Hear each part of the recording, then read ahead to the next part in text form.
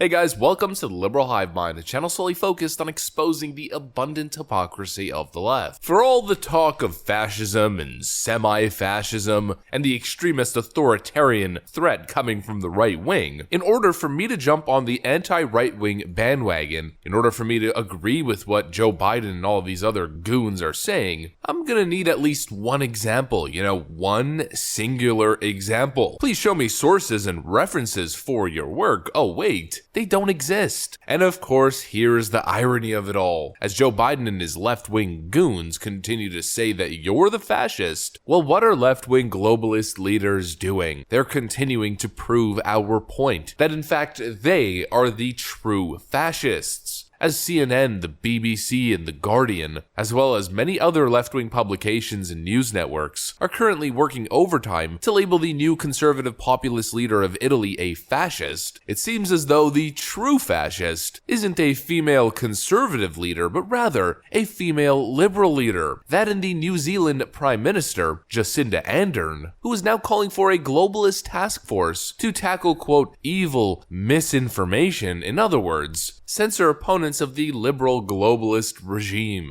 Let me show you guys exactly what happened here. Let's point out the irony. Let's see who the true fascists are. We've got some stuff to get into, so let's roll the tape. Alright folks, so let's first start off with the context. The point, of course, being they continue to point the finger towards the right and claim that that's the side of fascism. Meanwhile, this week we launched an initiative alongside companies and non-profits to help improve research and understanding of how a person's online experiences are curated by automated processes. This will also be important in understanding more about mis- and disinformation online, a challenge that we must, as leaders, address. Sadly, I think it's easy to dismiss this problem as one in the margins. I can certainly understand the desire to leave it to someone else. As leaders, we're rightly concerned that even the most light-touch approaches to disinformation could be misinterpreted as being hostile to the values of free speech that we value so highly. But while I cannot tell you today what the answer is to this challenge, I can say with complete certainty that we cannot ignore it. To do so poses an equal threat to the norms we all value. After all, how do you successfully end a war if people are led to believe the reason for its existence is not only legal but noble? How do you tackle climate change if people do not believe it exists? How do you ensure the human rights of others are upheld when they are subjected to hateful and dangerous rhetoric and ideology? The weapons may be different, but the goals of those who perpetuate them is often the same: to cause chaos and reduce the ability of others to defend themselves, to disband communities, to collapse the collective strength of countries who work together. But we have an opportunity here to ensure that these particular weapons of war do not become an established part of warfare.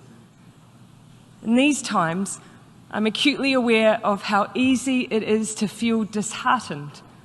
We are facing many battles on many fronts, but there is cause for optimism, because for every new weapon we face, there is a new tool to overcome it. For every attempt to push the world into chaos is a collective conviction to bring us back to order. We have the means.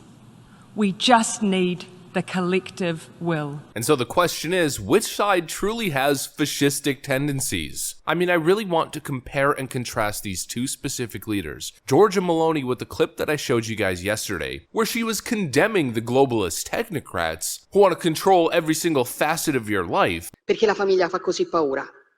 C'è una risposta unica per tutte queste domande. Perché ci definisce, perché è la nostra identità.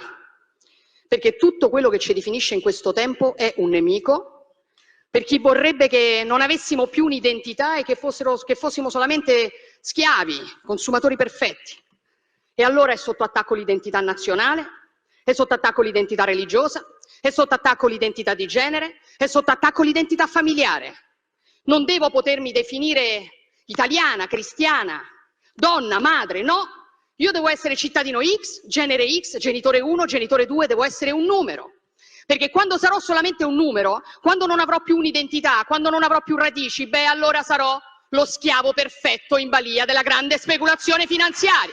Il consumatore perfetto. The side that wants to turn you into a number, the side that wants to create a coalition of, quote, leaders to control information that they deem misinformation, control social media platforms, control what people are allowed to say, what the approved narrative is, the side that wants to create medical passports, technology to track your every single move, what you say, what you do, where you go, or the side that is fighting against it. I mean, there's one side that is fighting for individual rights, actual rights. And there's another side, as you heard from Jacinda Ardern over there, that is using and manipulating the idea of rights to propel themselves into positions of power and control. She says that people's, quote, rights are being violated by hate speech. You don't have a right to not be offended by something. You don't have a right to censor other people's opinions because those opinions offend you and are supposedly hate speech. We all know exactly what she means, then not to mention the idea of misinformation coming from Jacinda Ardern, the queen of implementing policy based on medical misinformation. I'm just gonna leave it at that. I'm not gonna delve in any further. These new left-wing autocratic style fascistic leaders are straight up communists. That's what they are. When you believe that a group of bureaucrats should have the authority to control online information, you are a communist. You believe in a big government state, and in this case in a globalist state, a globalist regime, having the authority to control the plebeians that live under you. That is textbook communism. That is textbook fascism. I mean, let's be completely honest here. 10, 15, 20 years ago, calling Democrats or Western liberals communists was a facetious statement. It was a total exaggeration, and honestly, it made right-wingers look pretty bad in certain cases. But it's gone from hyperbolic political rhetoric to actually factual. This is exactly what they are. They're people who pretend to have good intentions, but really they're hell-bent on power. They're hell-bent on power and control, telling you what you're allowed to say, what you're allowed to buy, and if you don't listen, they believe they have the power to take away everything. Take away your rights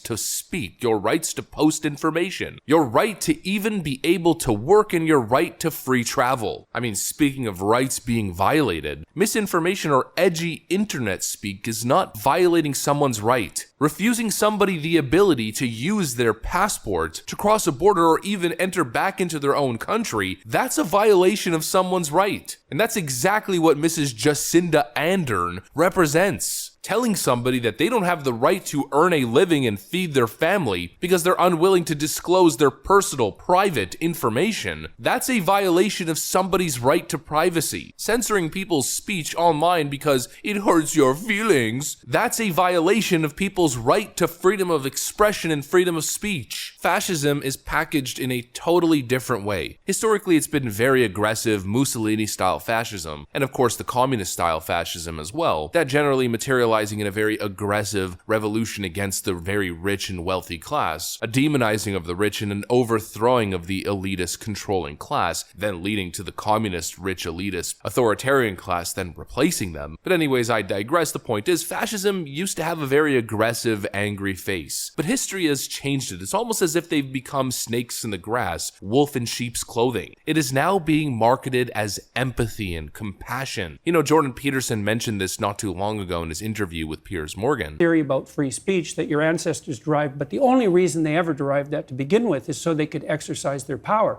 There's no such thing as free speech. That's just a lie to mask a power claim.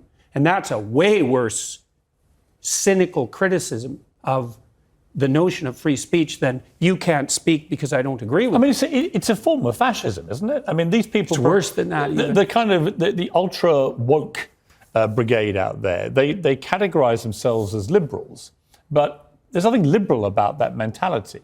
When you have a cancel culture, which is driven by, if you don't agree with what I say, you're going to get shamed, vilified, cancelled, fired, maybe even imprisoned.